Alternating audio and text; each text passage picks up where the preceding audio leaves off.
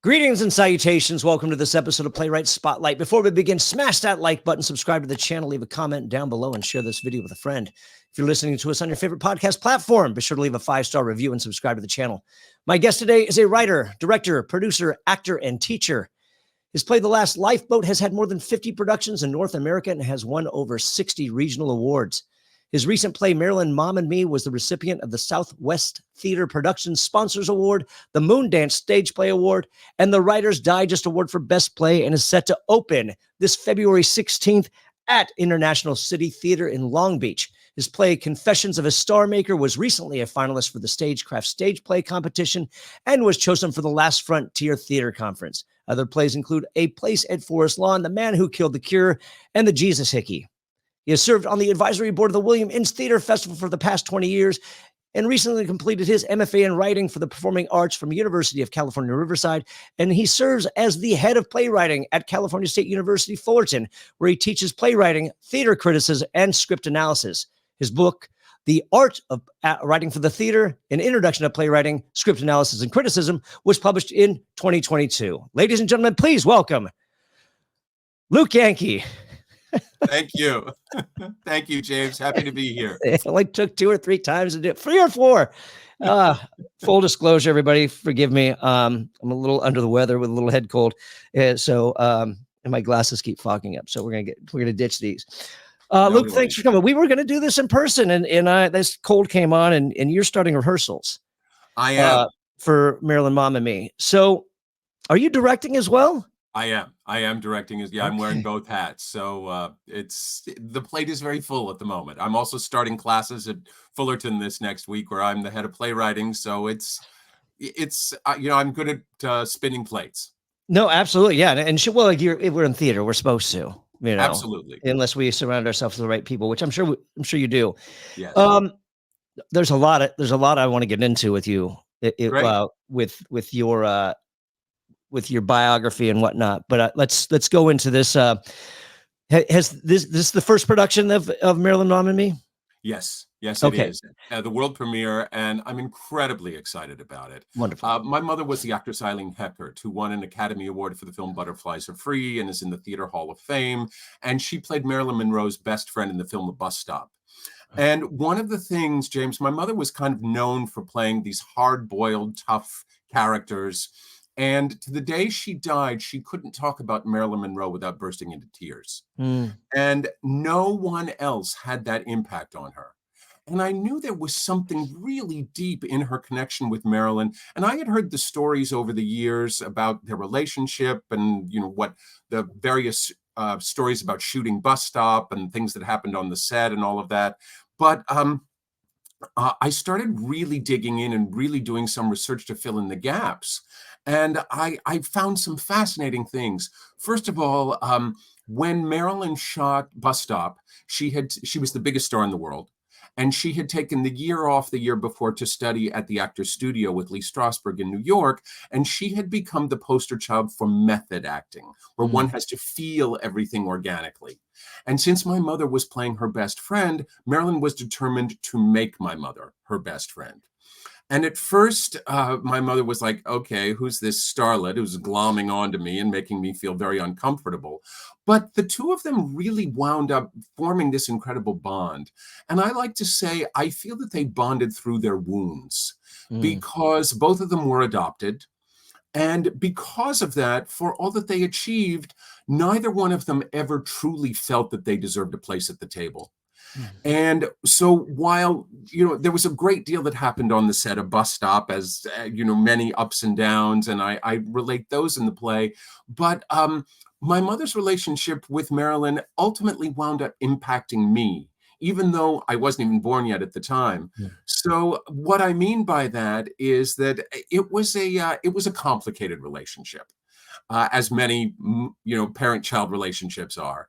So the play goes back and forth between 1956 on the set of Bus Stop and in 1999 when a 40-something Luke learns that his mother is terminal with lung cancer, and he's trying to get some answers about their relationship by unraveling her very complex friendship with Marilyn Monroe. So it is a deeply personal play. As you mentioned earlier, it's already won some major playwriting awards, including the Stanley Award, which is they give one of those a year, and it's a rather prestigious playwriting award. And some of the past recipients include Terrence McNally for his first play, and also Jonathan Larson for a little play called Rent. So so I'm in some really good company. And really, really thrilled to be having the world premiere at International City Theater in February. We go into rehearsals on Tuesday. And I've got an amazing cast, an extraordinary team of designers, and a lot of interest from Broadway. And some major New York producers are flying in to see it. So I could not. Congratulations. Thank you. I could not be more thrilled.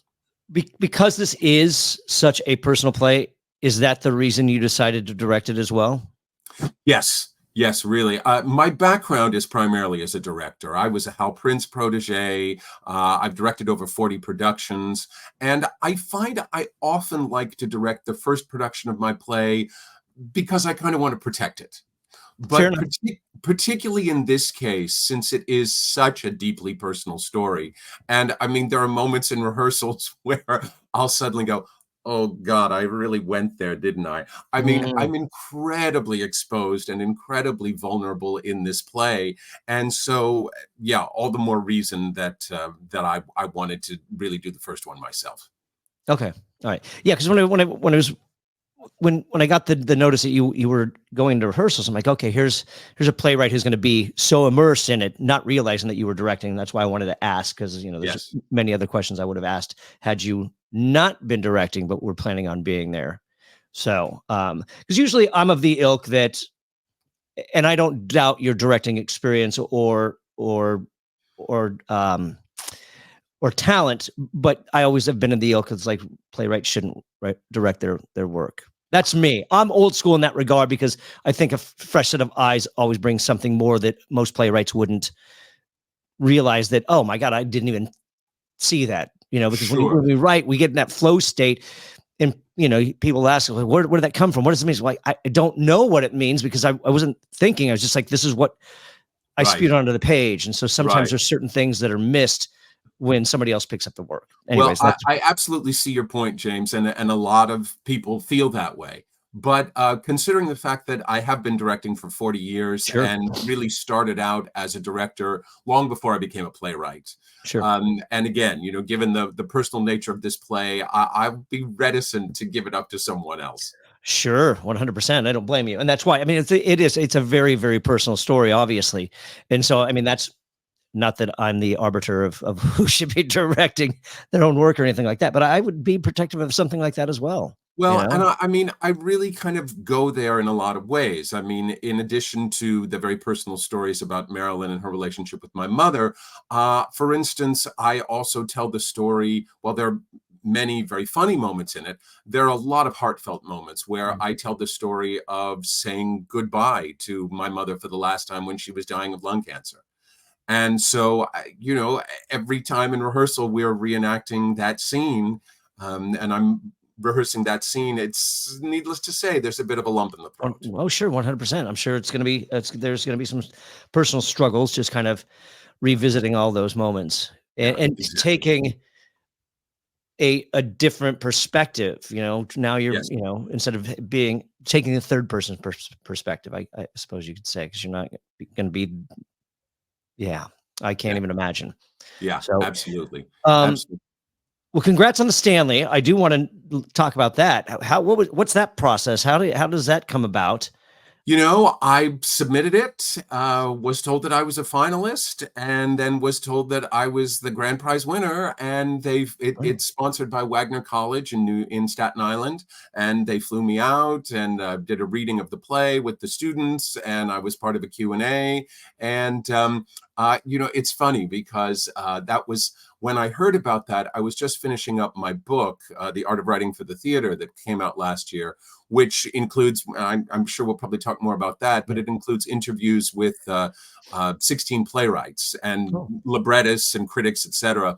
So I was in touch with a couple of them about, final details, etc. And one of the people I was in touch with at that moment was Steven Schwartz.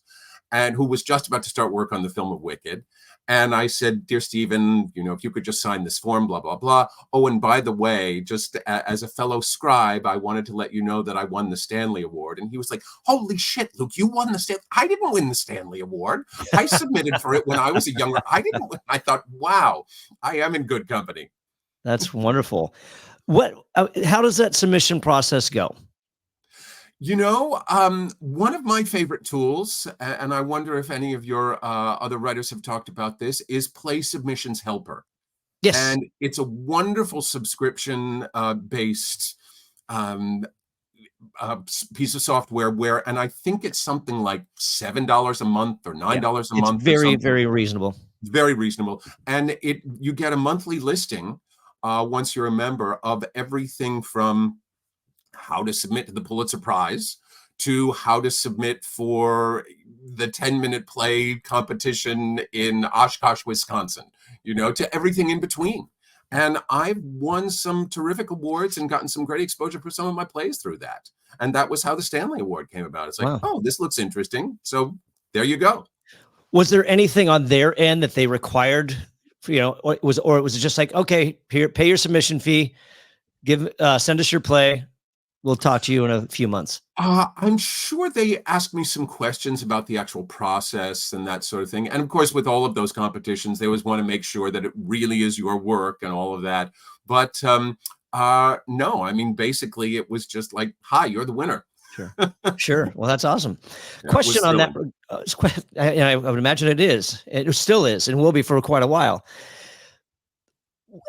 Just because the nature of what we do in theater, as far as structure and everything goes, sometimes it's required only to tell the story because, the way that the act structures work and the way that, you got to, the inciting incident and then, that climax. Is there anything, especially in film and television, but is there anything that you had to embellish or take creative license with in this particular play, considering it's based on actual people and true events? Or was everything in this play true to form? There's nothing that was made up to help the story along? Yeah, actually, James, everything is pretty much true to form. And pretty much as it was, and the dramatic license is very minimal in this play. Sure. I try to write tend to write historical pieces for the most part, and with some of those, I've taken more creative license than I do in this one. Sure. But one of the interesting things about that is I had a reading in New York at Manhattan Theater Club, and a very prominent producer said, "There's a famous photo of Marilyn with my brother, who was 2 years old, in her arms." And this prominent producer said, Luke, I really think you'd get a lot more mileage out of it if you made that you. So I thought about it, and I actually tried it for a while in one or two drafts. And some dear friends who've been with me throughout the whole process said, Luke, if you take that kind of a liberty right at the beginning of the play, people are going to question the veracity of everything else in the play. And so I went, they're absolutely right. So I created a device where the Luke character, still sounds odd to say that, but it's a 40-something me, where the Luke character basically wishes so desperately that he was the boy in that photograph. So I address it that way, and it becomes kind of a plot point. But sometimes people are disappointed. It's like it's like I've told them there was no Santa Claus. It's like, what? That's not you in Marilyn's arms? But if anyone does the math, they're going to realize that I wasn't born in 1956. Right. So I feel really good about that decision and about the fact that I maintained the integrity of that and found a way to make it work within the play. Sure. Good. So going through your experience, what got you into playwriting? Like everyone else in this business, you kind of need to learn how to pivot. And I started out as an actor. I was in all of the theatrical unions by the time I was 15. I studied at Juilliard. And then in my mid-20s, I was kind of in between types and the work started to dry up. Mm. So I thought, okay, let's try my hand at directing. So at first, I started directing things in church basements, community theaters, wherever they would have me at first. To get my feet wet. And while I was doing that, because of my professional contacts and family contacts, I was assistant directing on Broadway. So I assisted Hal Prince, Ellis Rabb, Gerald Friedman. I mean, some legendary theater directors, Brian Murray. And so then, I went down the directing path for a while, ran 2 regional theaters, and then I went through a dry spell in that regard. So I turned to playwriting so that I would have something to direct. Mm.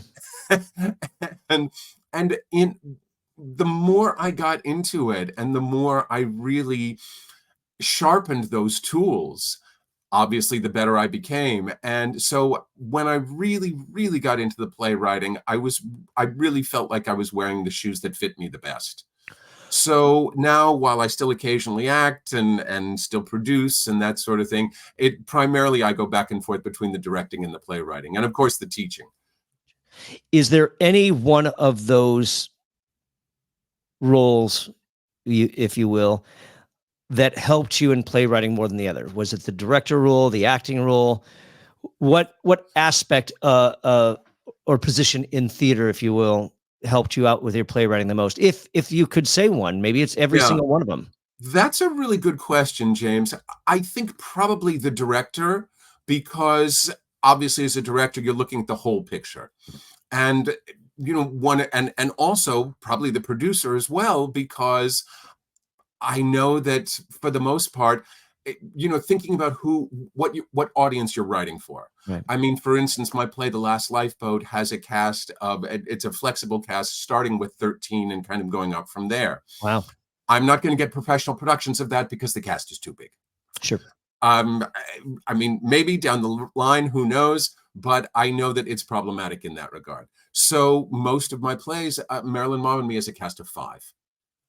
Which is obviously much more producible. But I think being able to see things from the director's perspective of looking at the whole enchilada has really helped me make me a better playwright. And of course, all my years as an actor and understanding character and all of that and dialogue.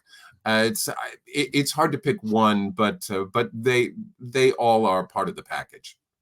Would you ever tell anybody who's considering playwriting, like, hey, look, good for you. I think that's a great idea. Go direct. Go get some directing under your belt first. Do you think it would be more beneficial, or? Yeah, definitely. And I certainly encourage my students to do that, my playwriting students. And a lot of times they're sort of directing readings of their own work in my classes, and to be able to convey what they want that is on the page, and to just start to develop that vocabulary, because obviously it's important. I'm gonna want to have to come back to this because I'm sure. There's a lot to unpack. Sure. When you started playwriting, had you taken any workshops, any classes, or you just like, I'm gonna give myself a chance at this?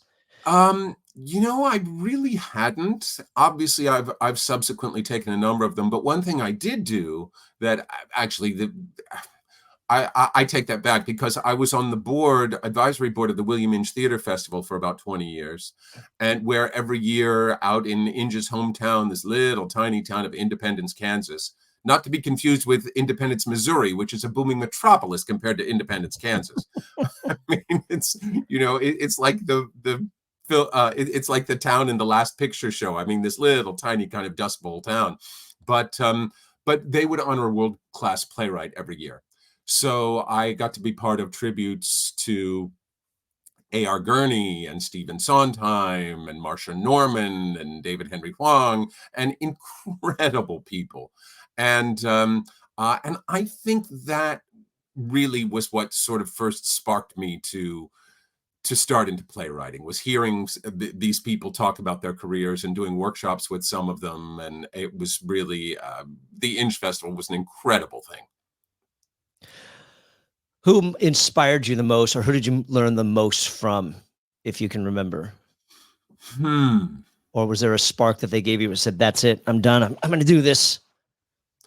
Well, actually, one of the ones that I kind of related to the most, and with my book, The Art of Writing for the Theater, I contacted a bunch of those people and interviewed a bunch of them.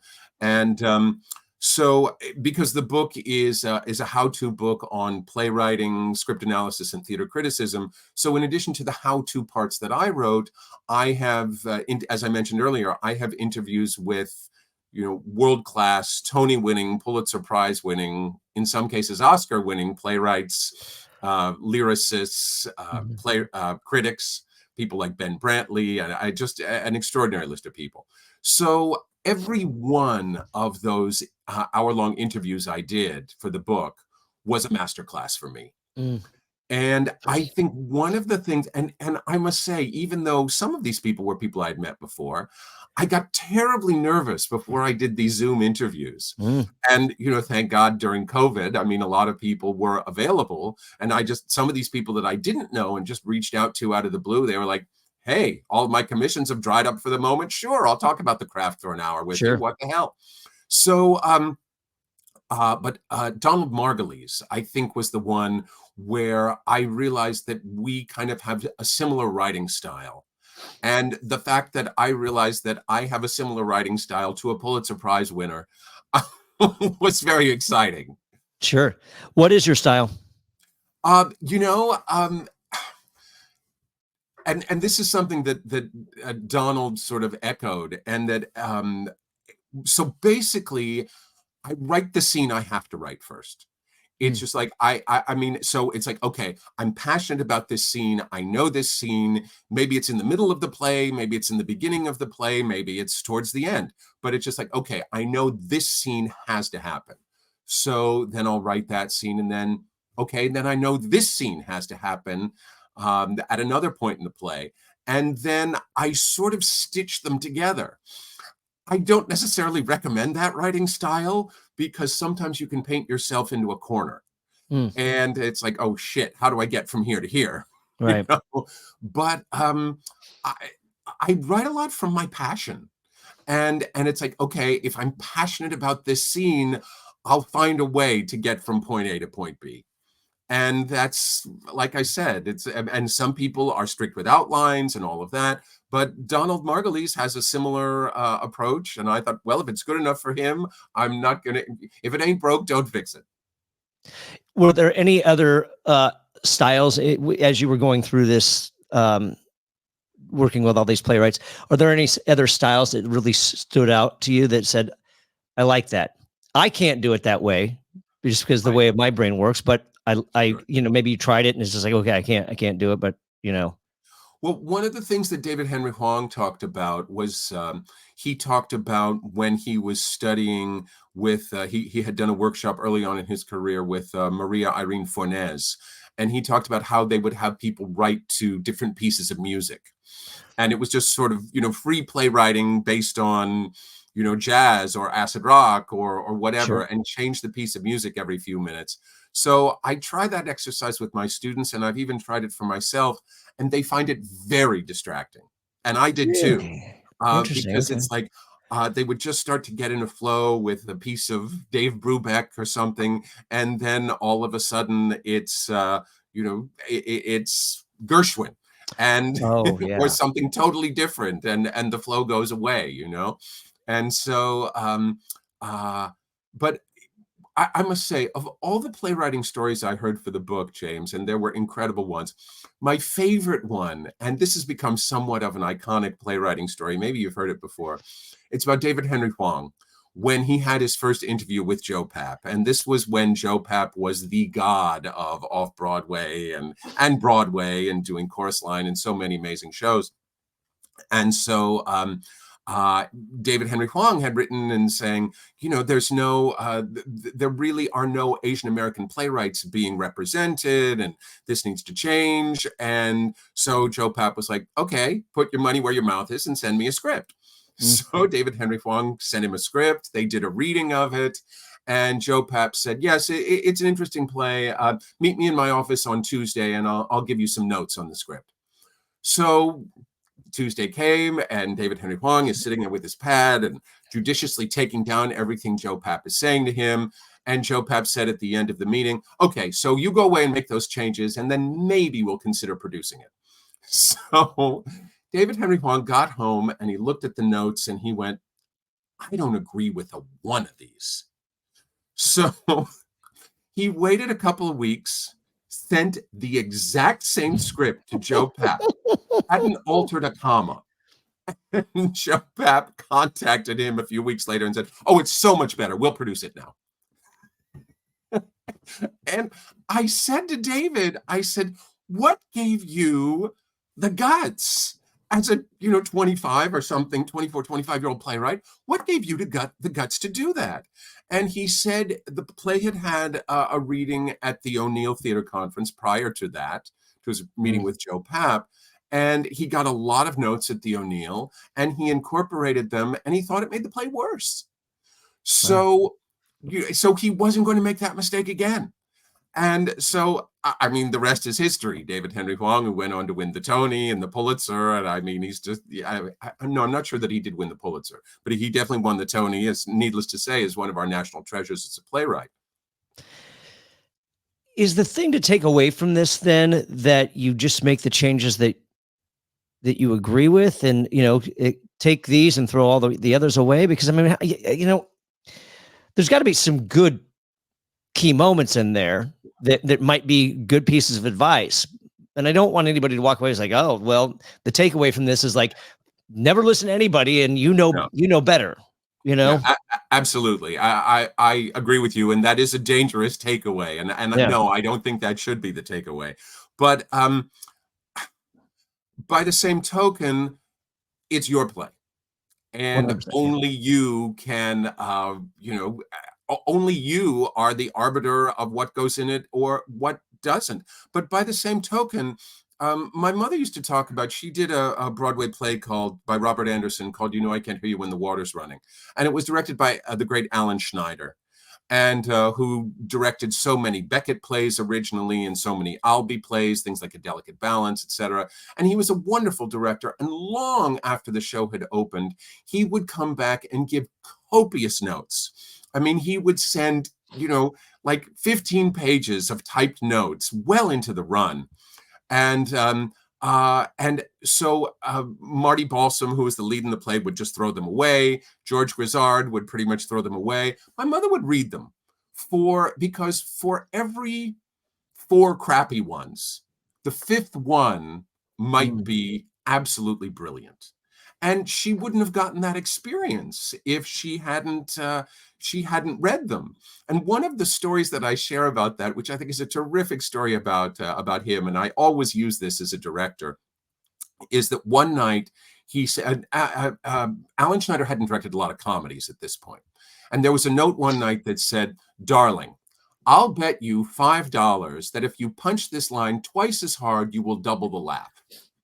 And Mom thought, I know comedy, and it's been getting a nice laugh, and I really think he's wrong about this, but he's the director, I'll try it. So the next night, she punched the line twice as hard, and this line that had been getting a really great laugh, nothing. Absolutely nothing. So the next time Alan gave notes, his notes started with, darling, I owe you $5. So as a director, I always tell that story when we get, into final run-throughs, etc. And I said, okay, now this might be an I owe you $5 kind of note, but I want you to try it. Fair enough. How many of your plays have you directed for the first run? Because you said you like to do the first one. Mm-hmm. How many are under your belt? Let's see. I co-directed a couple of them. My husband, Don Hill, is a wonderful director. He was a protege of John Houseman at USC, and he is the chair of drama at UC Irvine. And so he and I have co-directed a couple of productions at UC Irvine. My first play, one of my first plays, The Last Lifeboat, which has had close to 70 productions around the country by the end of this year. Huh. And then I think most of them I have directed the first reading. Have you? Least, Go ahead. you know, as I said, at least to sort of protect it and hear it, and then for the most part, once I've kind of heard it, then I can turn it over to someone else, as long as they're open to me being in rehearsals and all of that, Sure. which Sure. they usually are. But yeah, for all of them, I've pretty much done the first reading myself. So two questions on that. Mm-hmm. Have you gone through doing that? Have you gone through and made changes? Constantly. Okay. And that's Constantly. totally changed, you know, and that's, I'm going to guess that's pre-publishing. Yes. Or unless you've had something that was published and then like, oh man, I got to fix that. As a matter of fact, with The Last Lifeboat, after it was published, and I was thrilled the fact that it got published quite early on. So it got published, and then I had a few more productions and went, oh, I need to do a reprint. So I contacted the good folks at Dramatist Play Service, and I said, so I'm assuming in this digital age, this shouldn't be too difficult. And they said, actually, Luke, and this was probably about 10 years ago at this point, they said, actually, we still typeset. So if you want to do a reprint, we'll have to destroy all the old copies, etc. And it's going to cost you, I think it was somewhere around $2,000. Wow. And I decided it was worth it to me to do that, to have the version out there that I wanted out there. Fair enough. All right. Now, as you're directing, how collaborative, or not when you're directing, when you go in, because you just said, I want to go in, I want to be part of the rehearsal process. Yeah. How much leeway do you give the actors and the director as far as, you know, how collaborative are you? Or are you like pretty stringent? No, I like to think I'm very collaborative. In fact, the actors on Marilyn, Mom and Me have been with the project, the three leads in particular, have been with the project for 4 years now. And so, you know, it's not at all uncommon for them to say, hey, Luke, you cut this line, and I really think we need to put it back in because it adds this and this and this. It's like, okay, great. Let's put it back in, or let's at least try putting it back in. So no, I like to think I'm very collaborative. Okay. And having been an actor for so long, I mean, there's that old cliche about you know, how playwrights and directors should all study improv, because rather than saying no but, you learned how to say yes and. Yeah. No, I've been on a few improv teams where it was a lot of no but. It drove me nuts. Of course. So you went in and you decided to get an MFA in playwriting. Yes.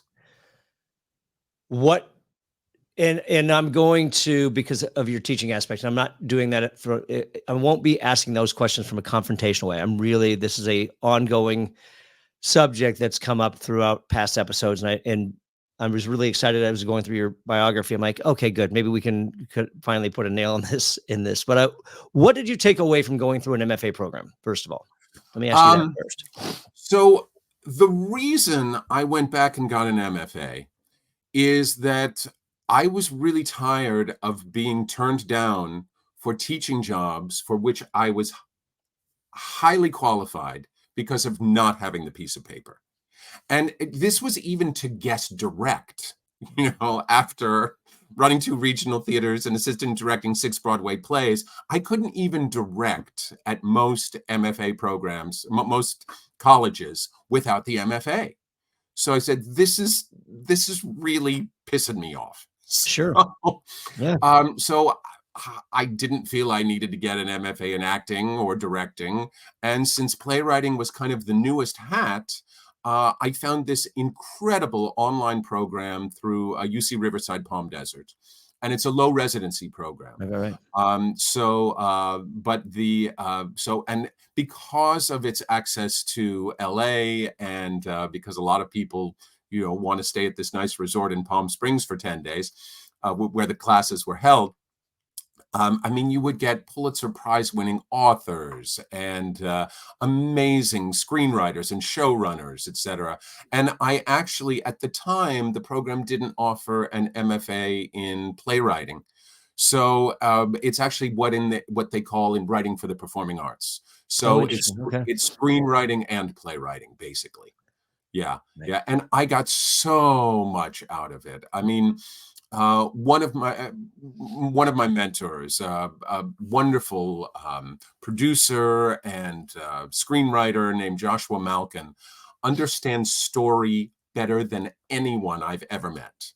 And my playwriting instructor, Mickey Birnbaum, he was just incredible. I got so much out of the program, and I don't regret for a second going back for the MFA. And, all of these places that, again, wouldn't hire me to direct. There was one college in particular where they had said, well, do you have your degree yet? We're looking for a director for Blunt. And it's like, no, not yet, but I'm almost. No, sorry, call us back when you have your degree. So a month after I graduated, I called them and said, listen, I heard through the grapevine that you're looking for a director for Hairspray in the spring, and I just finished You're hired. You're hired.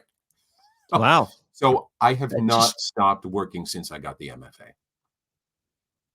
It's made a tremendous difference in my life. And I've been, again, now being the head of playwriting at Cal State Fullerton. And I've had the MFA for 7 years now. And I've been teaching, for 8 years. And I've been teaching for 7 of those years. I don't know. Because that piece of paper makes so much difference. It really does. Sarcasm in that, because to me, it sounds a little, I don't know, maybe you did walk away with a ton more of knowledge based on that, but it just seems like, I don't know. I just imagine somebody like this is probably going to be a bad example. Oh, here, let's do this. Let's just say somebody like Lin-Manuel, because I don't know his academic experiences, and he walks into some college and he wants to direct, and but do you have an MFA? You know what? There are certain places where that would be the case, and that's pathetic. Because I'm just saying that I don't know. Well, and part of it has to do with the fact, James, that those programs get a lot of state funding, and there are bean counters who say, we don't care who you are as long as you have an MFA. It's and that was why I just, and I actually had kind of a snooty attitude about it for a long time. And I was like, well, with my background and Juilliard and having worked on Broadway and all of that, no, it didn't make a difference. I had to have the piece of paper. And I learned a great deal.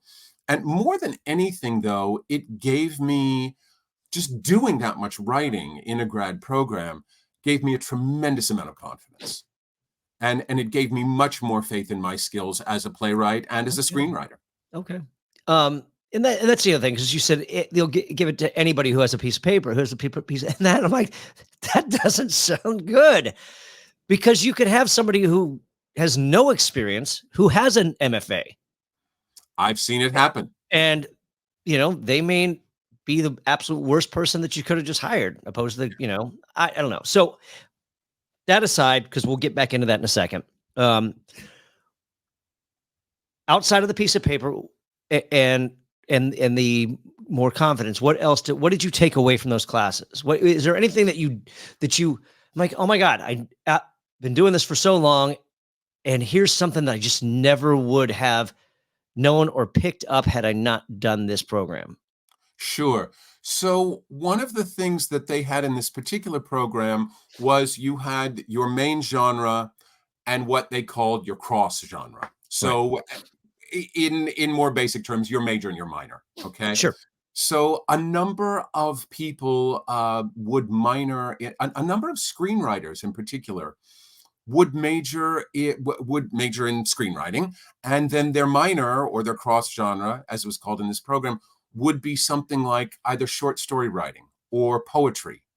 And I was fascinated by that. And specifically with poetry, the people I know who did that, it helped with screenwriting. It helped their action lines and their log lines and their synopses, because with with poetry, it's about the exact right word. Right. And so, it never would have occurred to me that, their log lines and their action lines in their screenplays after that were so spot on. So, and I did short story writing. And again, just learning how to write with that kind of economy really informed my playwriting. And so, just again, it's kind of like you were asking me earlier about the directing helping my playwriting, or the acting, or whatever. It just, that was one of the other things I got out of this program. And just, being also in that company of really brilliant writers. And not only, I wouldn't sleep when I was because they would have these 10-day residencies. It was online except for these 10-day residencies at Rancho Las Palmas in Palm Desert, Rancho Mirage rather, where, and so I love to say, it was graduate school with turn down service and a spa and mints on the pillow. I mean, if you're going to go back to grad school at my age. Well, I'll be honest with you, and maybe, I don't know, maybe there's a bitterness that comes from me that I just haven't come to terms with. I don't know. When I was kind of in that place in my life, I was like, what am I doing? What am I doing with my life? Where am I going? The phone's not ringing. I've been in the industry for 20 years now, and so maybe I'll look and go teach. And I applied at UC Davis for theirs in their MFA in directing. Didn't get in. And then I'm like, okay, well, been writing for a while. What about, and I went through, I had applied for UC Riverside as well, but not for the low residency, for the actual, and it just seems for both of those, it's like, there's only so many classes that they offer within that realm, within that domain. So it's like, well, you've got to take 56 credits to, units to get your MFA, but we really only offer 26. Well, the thing I loved about the low residency program at UC Riverside is that you can kind of tailor make your own program. Right. It was not uncommon for me to go to one of my mentors and say, this is what I need help with. This is what I want to work on.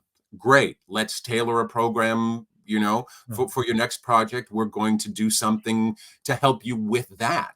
So it's, again, and going back to grad school is not for everybody. But for me, it had always felt like the missing piece. Sure. And just something in my head, the fact that I did not have that MFA, and it was really one of the smartest decisions I've ever made.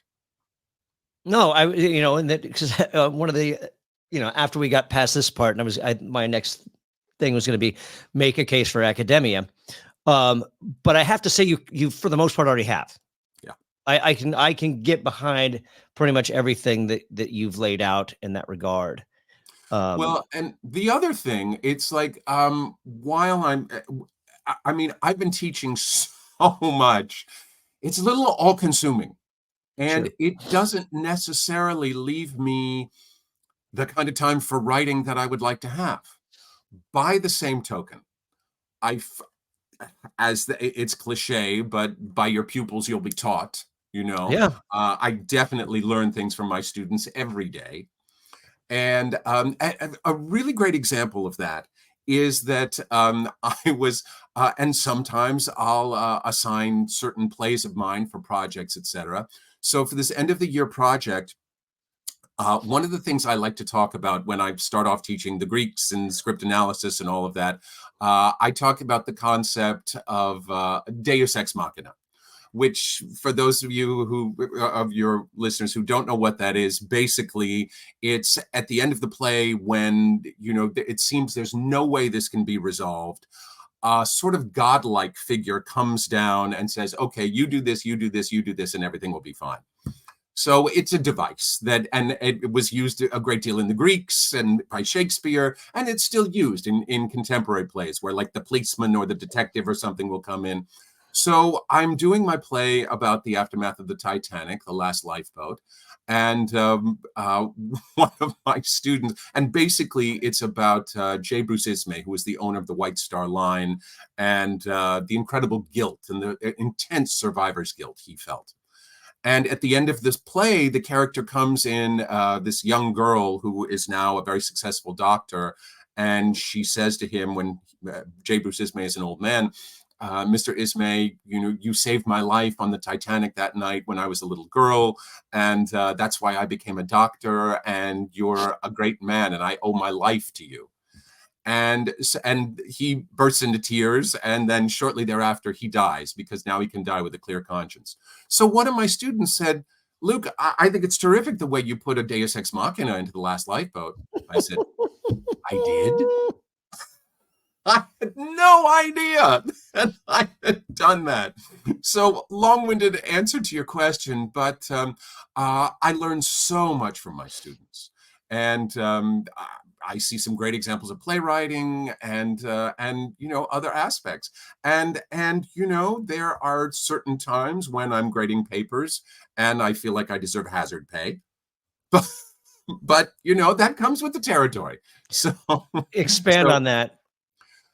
At the risk of sounding like an old curmudgeon, a lot of college students do not know how to put a sentence together.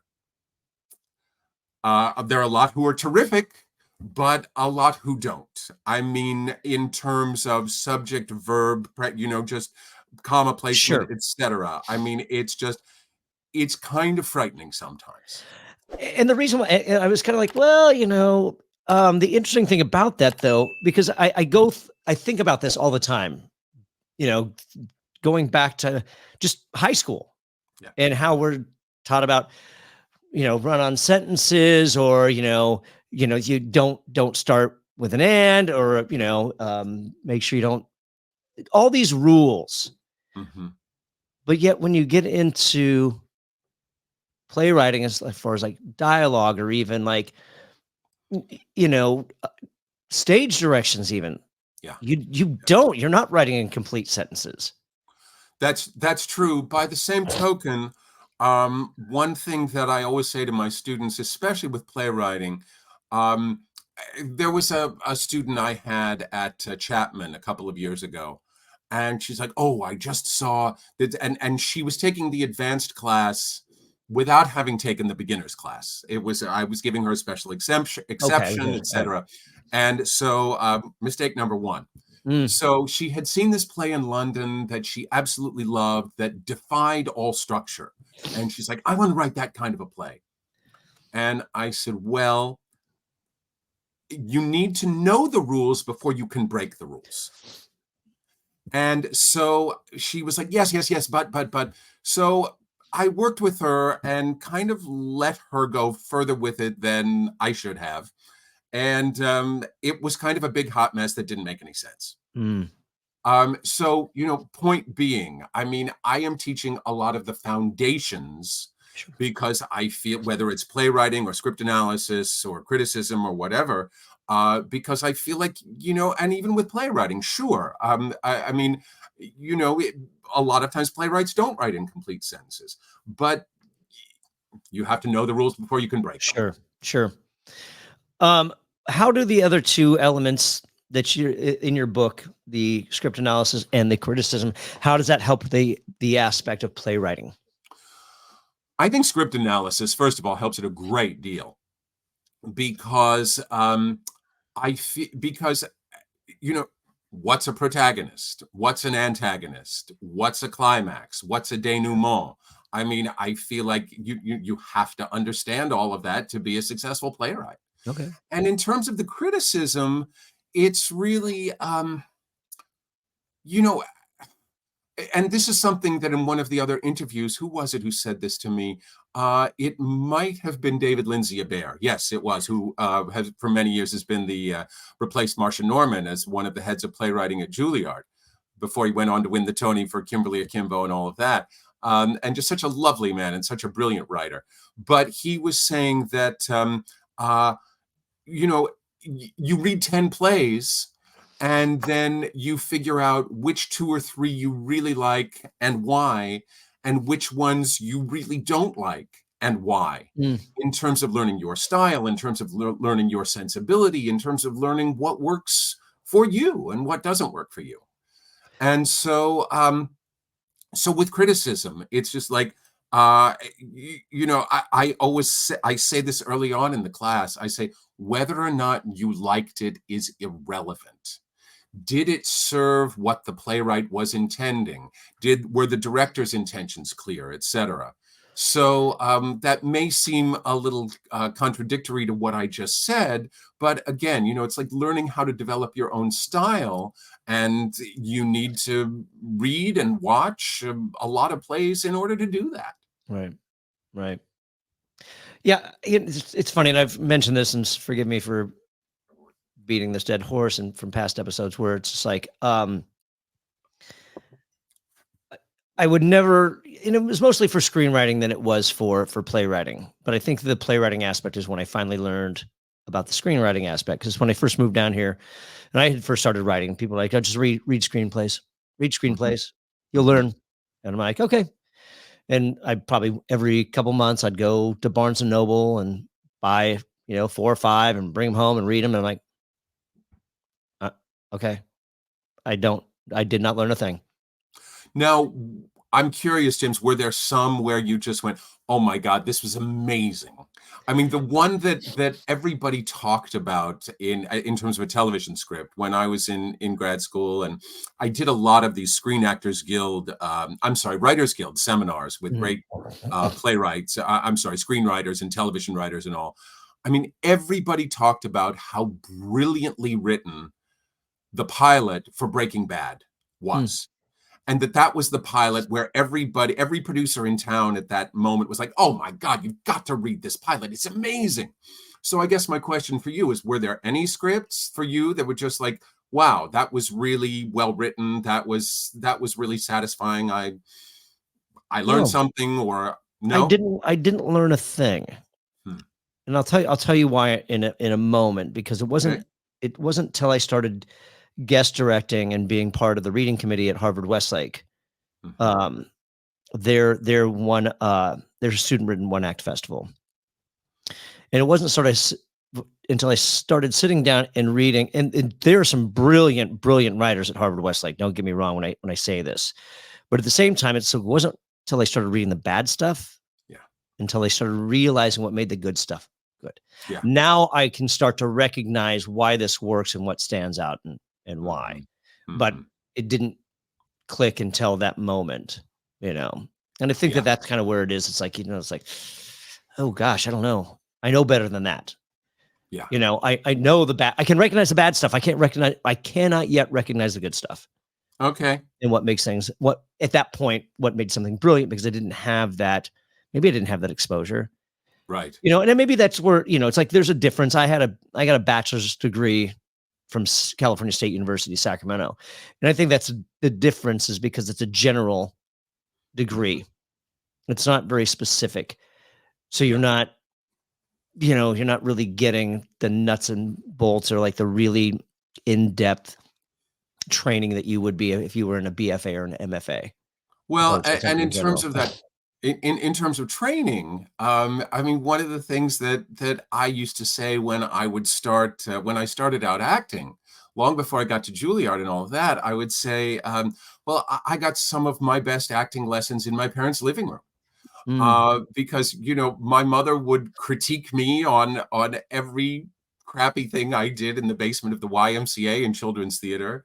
I remember Paul Newman giving me acting lessons in my parents' living room of how to upstage my co-star in children's theater. I loved him for that. So Jan Miner, who was Madge the manicurist for Palmolive dishwashing liquid, who did those Nice. commercials. She did You're those soaking in it. commercials. Exactly. But she did those commercials in all languages all over the world. And they would break them down for her phonetically. So the point being, she was brilliant at dialects. So so anytime it's like, hey Jan, I'm playing this Russian soldier and I need a Russian dialect. And she's like, sure, darling, I'll come over on Tuesday. So I just had this, I mean, I'm well aware of the fact that I was given these incredible gifts as a very young person. And part of the reason that teaching means so much to me is that I felt a tremendous responsibility to give back. Sure. And so that's what I'm doing now.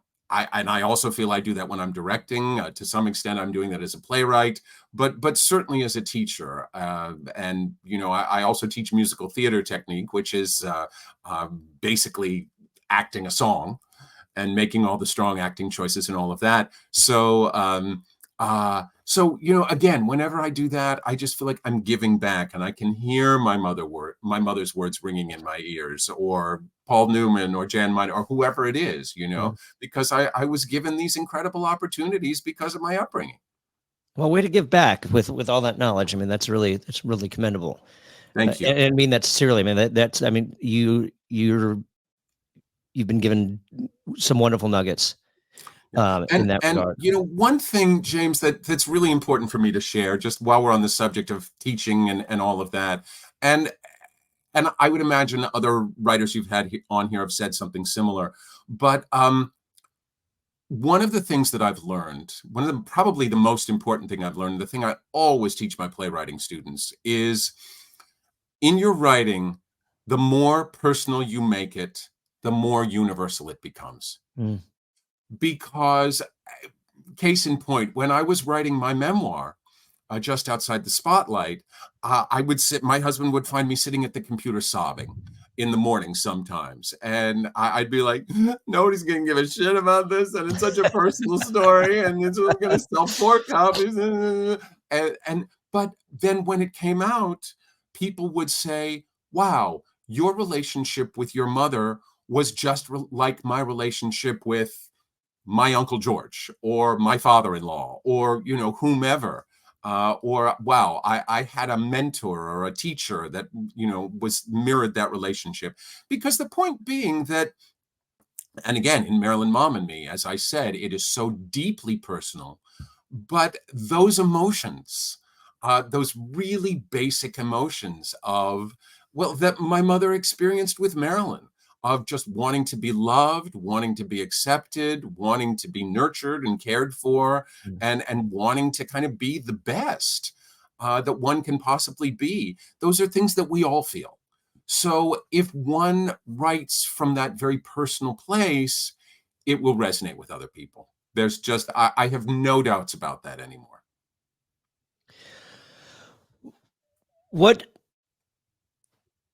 This is such a total tangent. No problem. It's such a great, heartwarming aspect. So when it comes to going back to your book, when it comes to writing for the theater, an introduction to playwriting, what are the things that you cover within the introduction? In terms, I talk about a lot of the basics in terms of, because first it starts off with script analysis. And so again, as I said before, understanding all of those basics of the climax, the protagonist, the antagonist, etc. But then I talk a lot about relationships and action, and how all plays are a series of actions. And in the wonderful book, Backwards and Forwards, the author talks about, it's like a series of dominoes. First this happens, then this happens, then this happens. So again, it's just covering, and the whole thing in terms of dialogue. I mean, there's that old cliche that they say in acting classes about go watch people in parks, go to airports, and I think one of the things that my work as an actor and as a dialect coach, which is another hat I wear. I've been dialect coach on about 40 different productions. You get into speech patterns and rhythms, and so that your characters don't all sound the same. So that they have, and one of the things I talk about is I give the example of A Streetcar Named Desire. I mean, the way Blanche Dubois talks in these long syllables and with this flowery language, and it's very musical and poetic. And then you've got Stanley Kowalski, who talks in grunts and, one syllable words, etc. And so I talk about the fact that if it's a well-written play, you should be able to cover over the part in the script where with the character names, and you should still know who's talking. So that they all have a unique speech pattern and a unique way of speaking, and just a really specific cadence to their dialogue. Is there an exercise that's in there, or that you assign to your students on how to achieve that? Again, I think I talk to them a lot about listening to other people, hanging out in the cafeteria, or, as I said, parks before. People used to say, and when I was studying acting, that they used to say one of the best places to observe human nature is in airports. Because you've either got these tearful goodbyes or these joyous greetings. Oh, darling, it's so wonderful to see you again, and big warm hugs and all of that. Obviously, that's not as easy these days. Exactly. But there are still places where one can do that, know. And so, I talk a lot about human nature and just being a student of human nature, and how that's what one needs to be a good playwright. I don't refute that, but how does that translate onto the page? How do you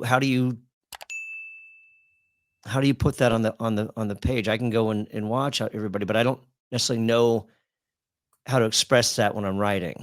Sure. Again, just listening to the way people talk, writing as freely as you can with someone's speech patterns and that sort of thing, and reading it out loud is huge. I mean, that's something that I'm sure a lot of your writers have talked about. Just and putting on the actor's hat, whether you're an actor or not, and just walking around your living room and reading your script out loud, and talking like this character and that character, and really acting it out for your dog or your cat. Will you do that before you actually have a table read, or not even a table read, like a stage reading? When I don't even say just, or even inviting people over, like, look, we're going to do a reading of my play. Will you read it out loud yourself before you invite those people over or do you even take that approach? Or it's like, I'm done, here we go. I definitely take that approch. But for me, having had so many years as an actor, I kind of do that as I'm going along. Sure. So one of the things I say in terms of staged readings, and people are saying, how can I hear my play? How can I get it produced, etc. One of the things that I say in the book, and I when I do seminars and that sort of thing, is I say, never underestimate the value of free pizza. So it's like, hi, I'm going to have a reading of my play on Tuesday night. I'd love for you to read this role. There'll be free pizza.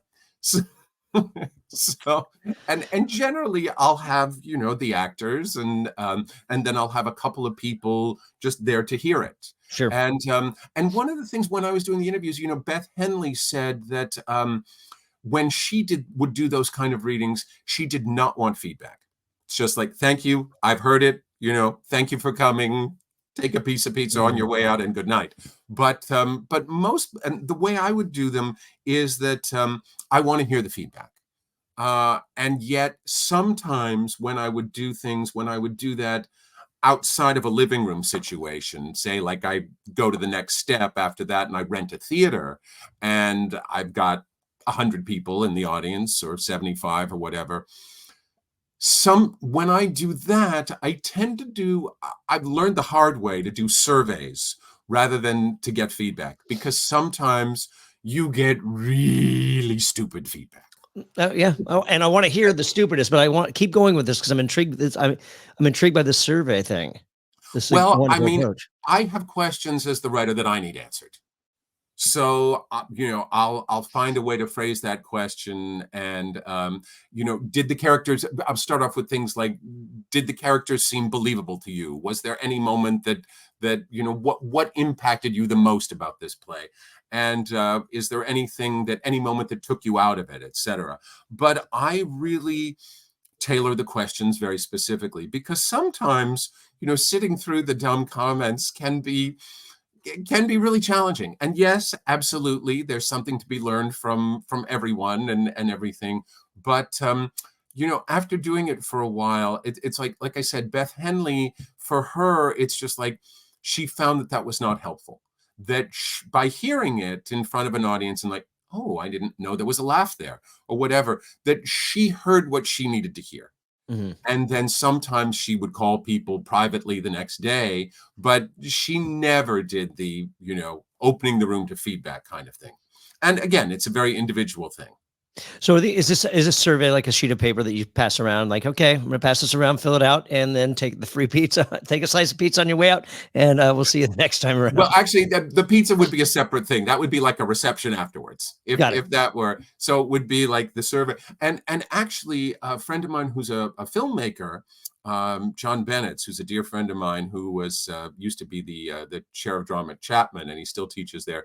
He spent many years working on a film, and he just did a very powerful film about letters from POWs, and he did a digital survey. It's like, okay, here he put the QR code on the screen and, click this on your phone and take the survey on your phone. And then he had them all electronically. A couple of years ago when I did it the old fashioned way, on Amazon, I bought 100 of those little golf pencils in a box. And as everyone walked in with their program, they were handed, here's your program, here's your survey, and here's your golf pencil. So you went all out. This is outside of the inviting people into the living room and just sitting around listening. That was after the living room. Got it. I would definitely do the living room once or twice first. Yeah, definitely. What is there a stupid comment? I hate phrasing it that way. Is there a stupid comment that just has stood out to you?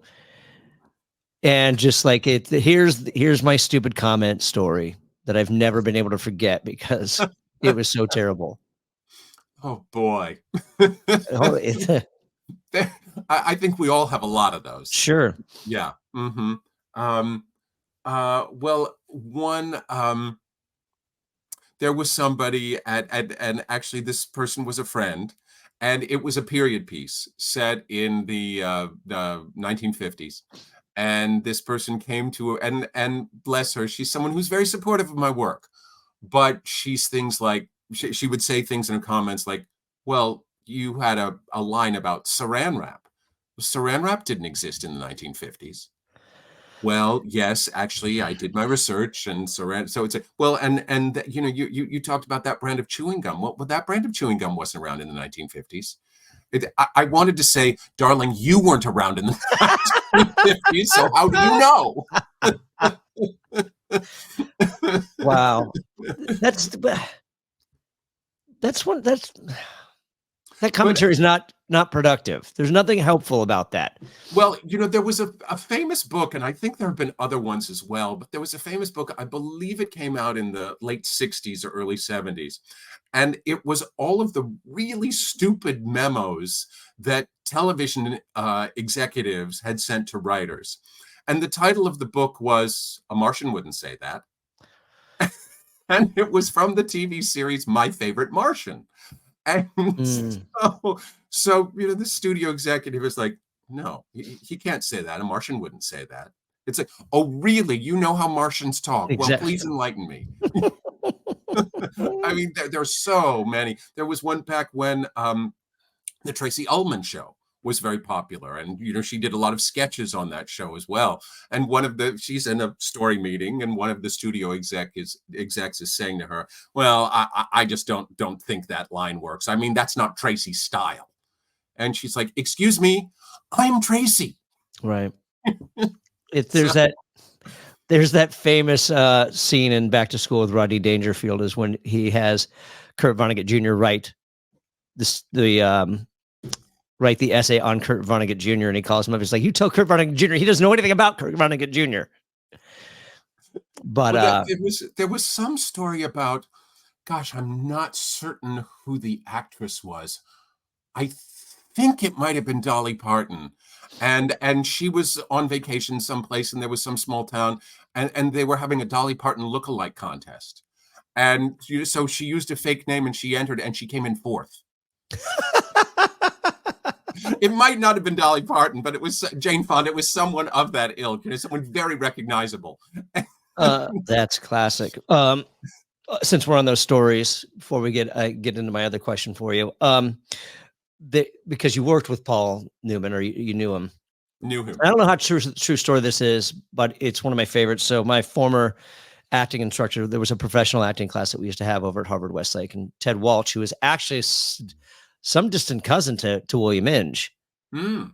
But I guess Ted and Paul Newman were really good friends. And I guess there was some premiere, or it was a night at the Oscars, and Ted and Paul's mom were in the limo together to this event. And I guess she leaned over and looked at Ted and said, do you ever think that my son will be successful or will make it, or something to that extent? And he had already had, but I guess because that was probably the industry just was still not looked at something, you want your, child to be a doctor or a lawyer or something like that. And then at that time it was probably still frowned upon. Yeah. Well, there's so many stories like that. Yeah. But you mentioned that you go through the classics. Mm-hmm. What besides the and forgive me because I can never pronounce the Deus Ex Machina? Yeah. Okay. Are there other things to be learned from the Greek tragedies? Oh, I think there's a great deal to be learned from them. I mean, I always start with Oedipus when I'm teaching, and that is teaching script analysis. But I think the primal nature of those plays, and whatever, and because once you get past the kind of flowery language, I was actually in the American premiere of The Greeks up at the Williamstown Theater Festival. That was back when it was run by Nikos Sakharopoulos, this crazy Greek man who had taught at Yale, and he was a wonderful, wonderful director. But so he's talking about the primal nature of and it was a scene between, and basically it was a cycle of 10 Greek plays done over 2 evenings. Mm-hmm. And so it's really the sort of the cliff notes of these Greek plays, but it was a scene between Clytemnestra, regal Clytemnestra, and her daughter Electra, who was played by Roberta Maxwell and Jane White. I mean, 2 powerhouse actresses. And Nikos, in his intense way, we had this very nasal voice and this Greek accent, and so the 2 of them were being kind of regal and kind of a little aloof in this particular run through, and he says to them afterwards, he said, "Yeah, no, Jane, it's very good, it's okay, but it needs to be more like, hey, Electra, give me a break." But again, he's talking about, you get beyond the flowery speech and these primal, it's life or death. It's just like, he did me wrong, so I'm going to kill him.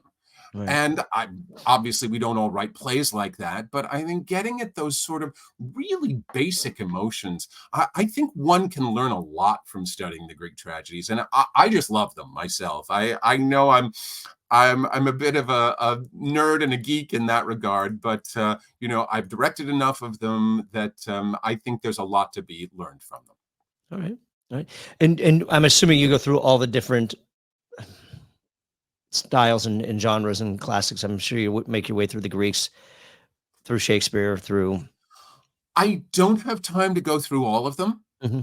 But I mean, because it's very much an overview, so kind Okay. of picking and choosing and representational of those. Well, I'm sure that you choose based on what you feel is going to be the most beneficial. So within that, within the realm of playwriting, who do you teach? Who do you think that are the most beneficial that you think that your students should, sit back and we're going to go through these because I think that you're going to learn so much about the craft Yeah, by yeah. reading them. It's interesting, James, because it's changed over the years, and in Okay. only the 7 years that I have done it, and this is opening a whole other can of worms. Sure. But with all of the political correctness now, Mm. um, suffice it to say, it's very difficult to teach something like Tennessee Williams right now. I think Tennessee Williams is brilliant, but several of my students complained when I taught A Streetcar Named Desire because of the misogyny, because of the violence towards women, etc. And I get that. I honor that. I respect that. And yet, if we're not teaching the greats, it's there's an issue there as well. So, long-winded way of saying that I now teach things that I feel are very empowering to today's students. I teach A Doll's House Part 2. And I also talk about A Doll's House, of course, when I teach that, because you have to understand the original. One of my favorite plays to teach, and something that the students really relate to, is, and I love saying the title, is Stephen Adly Gurgis's The Motherfucker with the Hat. And because, so I'll start with Oedipus and then I'll end with that because, again, it's very primal in a different way. I mean, you're dealing with drug addicts in Spanish Harlem and these intense relationships and a guy cheating on his girlfriend and all of that. And so it's something that is very relatable to them. And I've even found there are times I'll even connect them. I'll say, okay, so remember what we talked about at the beginning of the term in Oedipus? Can you see how some of these same things relate in Motherfucker with a Hat? I mean, oh my God, they do. So that's another aspect. Can they not take that step back and not realize that this is just the sign of the times? This is how things were back in the day? And that there's still some benefit to reading this and there's still some, or do you not, or you just avoid that because you'd rather, it's just better not to have to deal with the pushback and I don't even know the right word for it. Yeah. To be fair, some of them really can see the value and they see, okay, that's the way it was in the 1950s. Some cannot. And so it's kind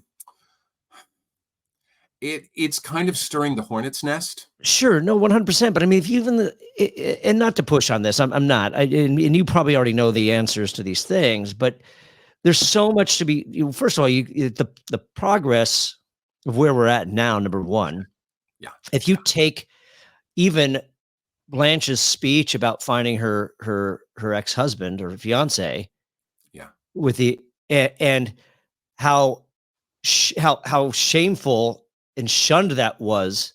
Yeah. And coming from a place of Tennessee Williams and knowing his background, like, look what he was dealing with something similar, yes. But he's not coming from a place, that's offensive to me. Yeah. I'm going to tackle it instead. I'm going to make it a piece of art and make a statement about it instead. Mm-hmm. Well, going off on yes, I absolutely agree with what you're saying, but going off on a little bit of a tangent, that's kind of what I've tried to do with Marilyn Mom and Me. Okay. I've taken my very complex relationship with my mother, a lot of personal pain, and have put it into a play in order to help me as a person come to terms with it and to ultimately forgive my mother, which I think this is something this play has helped me to do, because while she could be terrific, she had her issues, as we all do. And so I feel like it's by putting it out there and really exploring this in the way that Tennessee Williams explored, some of the abuse that he had in his past and that sort of thing. And because in many ways, Tennessee Williams is Blanche Dubois. I mean, I think that's pretty evident. That I find that that's something we do as writers to express the human condition and, to quote Shakespeare, to hold a mirror up to nature.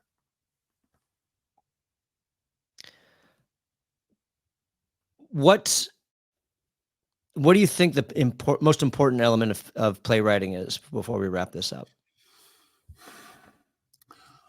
I feel like I've already said it pretty much, but again, it's tapping into universal emotions through being very personal, through tapping into one's pain, one's joy, whatever you're looking at in that particular scene or in that particular play, to put it out there for others to relate to or to not relate to, as the case may be. I think one of the without getting too heady here at the end, one of the other things I talk about is the whole nature, getting back to the Greeks, the whole nature of catharsis and, that purging of emotions. And there are two different ways to look at catharsis. I mean, one is the sense where it's very objective and you're feeling the pain and just like, oh, that reminds me of when something like that happened to me. And it's just, I'm so heartsick over that. And I'm feeling this pain and remembering this. Or there's the other kind where one is objectively looking at it from outside going, I'm never going to let that happen to me. And I think that's something we all do as writers. It's like the audience is either feeling it with us or they're looking at it from the outside, and either way going on the journey with us. You say that, and I'm listening, and it's just been a reoccurring theme in so many episodes recently about the catharsis, the cathartic aspect of playwriting. Yeah.